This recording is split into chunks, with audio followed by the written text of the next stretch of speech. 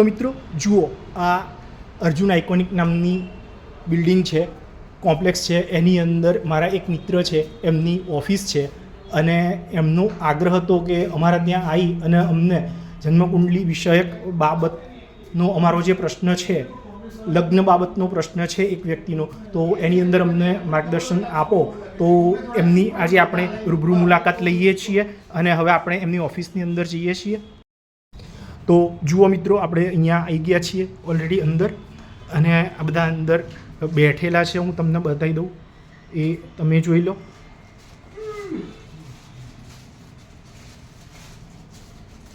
બરાબર છે, જો બધા અંદર અહીંયા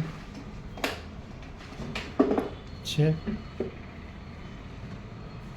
અને આજે આપણે આ નિલેશભાઈને મળવાનું છે ખાસ કરીને, અને નિલેશભાઈને મળવાનું છે.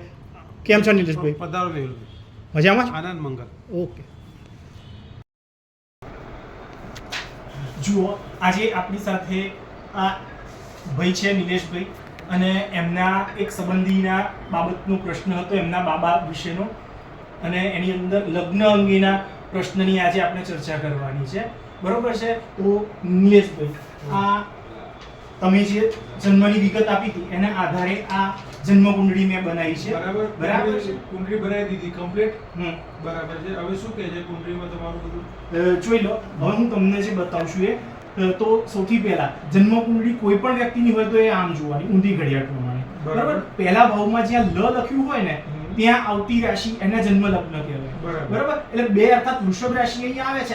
અંદર જે આંકડા લખ્યા છે ને એ રાશિઓ દર્શાવે છે. એટલે 2 અર્થાત વૃષભ રાશિ અહીંયા આવે છે તો વૃષભ જન્મ લગ્નની આ જન્મ કુંડળી છે. બરાબર? ત્યાંથી ઊંધી ઘડિયાળની દિશામાં જોતા 7મો ભાવ જોવાનો. 7મા ભાવની અંદર જોવાય લગ્નનો યોગ.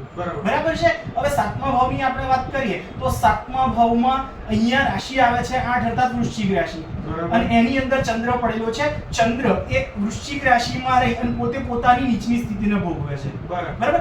બીજી વસ્તુ, આ 2 અર્થાત વૃષભ રાશિ જે છે તો વૃષભ જન્મ લગ્ન થયું તો વૃષભ જન્મ લગ્નની આ જન્મ કુંડલીમાં 8 અર્થાત વૃશ્ચિક રાશિનો સ્વામી ગ્રહ મંગળ જે છે એ પોતે મારક બને છે.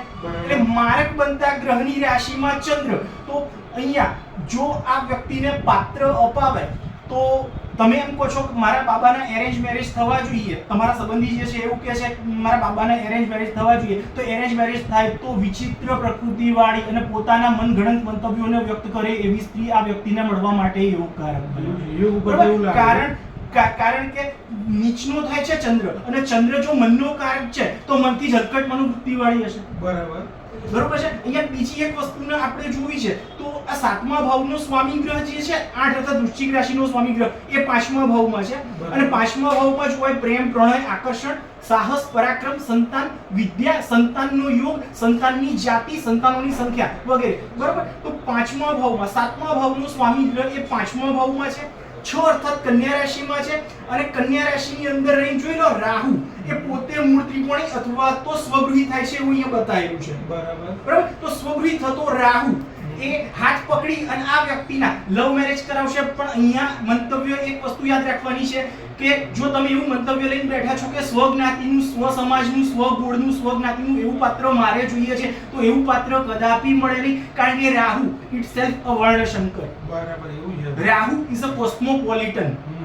બરાબર? રાહુ પોતે વર્ણશંકર છે તો એ બીજી કાસ્ટની કન્યા અપાવશે. હા, મનોભાવ અને મનોવૃત્તિની દ્રષ્ટિએ એ કન્યા સારા ગુણ લક્ષણો વાળી હશે. બરાબર. પણ એ બીજી જ્ઞાતિની હશે, ઇટ ઇઝ કન્ફર્મ. અને તે જ્ઞાતિની છે, ગમે તે બીજી જ્ઞાતિની હશે, તમારી જ્ઞાતિની નહીં. તમે પટેલ છો તો પી ફોર પટેલની અપેક્ષા રાખવાની નથી. બરોબર છે?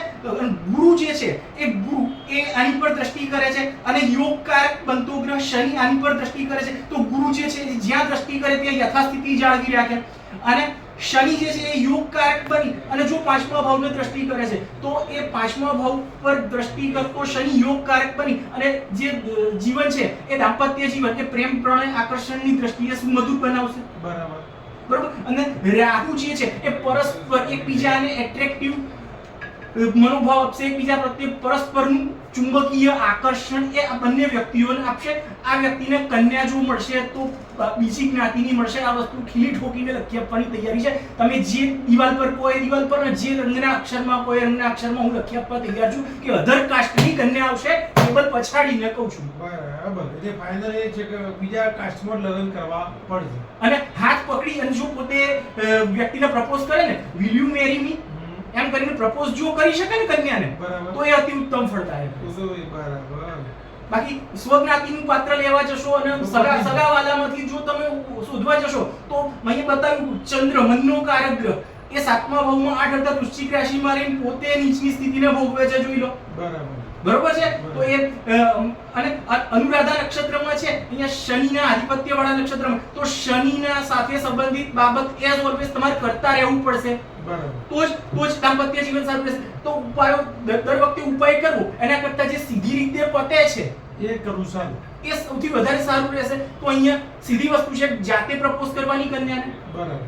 હા, આની અંદર કોઈ સગુ સંબંધી કન્યા બતાવી છૂટી જાય ને, પેલી કન્યા છે એને જઈને પ્રપોઝ કર, અને આ વ્યક્તિ પોતાની રીતે બાકીનું કામ પોતાની રીતે ફોડી લેશે તો એ રીતે પણ ચાલશે. બરોબર છે. પણ મોટા ભાગે જો પોતાની સ્વજ્ઞાતિની કન્યા આવે ને તો એ સારામાં સારું છે. તો એક ખરાબ ફળદાયક હશે. કારણ કે રાહુ મેં આગળ કીધું એમ, અધર કાસ્ટની કન્યા અપાવશે. એટલે પોતાની જ્ઞાતિ તો મળવાની નથી. પોતાની જ્ઞાતિની મળશે એ અપેક્ષા છોડ દેજો.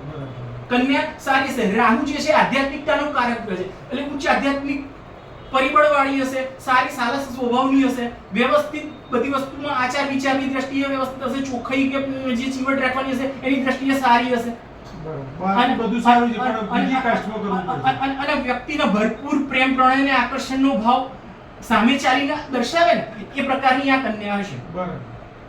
જો આ લીધી તો ઓલવેઝ પેજન્ટ અંગારા જરશે.